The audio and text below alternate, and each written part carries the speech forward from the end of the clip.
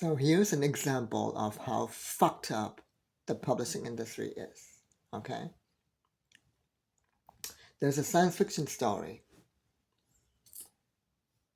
published in recent years called The Stardust Grail by Yume Kitase. And it's specifically about a thief who steals artifacts from museums and returns them to the ancient alien civilizations they actually belong to, from whom they were stolen, and the museums kept them.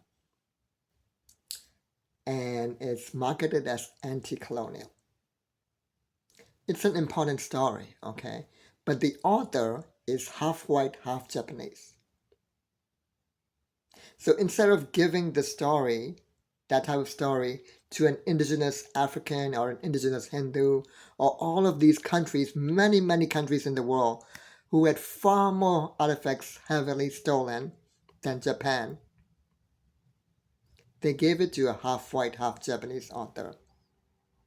Japan was not heavily colonized. In fact, they were the aggressor, they were the imperialists, they were themselves the colonizers who colonized Korea, Taiwan, China, invaded Southeast Asia, including my country of origin, Myanmar.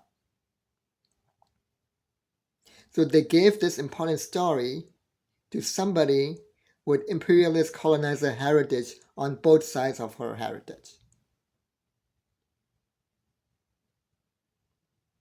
And then you have white people eating it up and being all like, oh wow, it's a diverse book. This is the trick that the publishing industry is now doing, where they're giving stories to half-white authors, which is an increasing trend I'm noticing, and they're marketing them heavily, uplifting them, because now they can get away with it and say, oh, but this person is half Asian or something. And then if you try to critique them, you'll be accused of being racist, right? Because they have the other. Weaponizing social justice.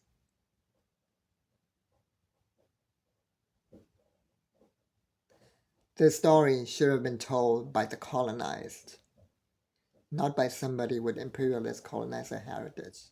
That's some bullshit.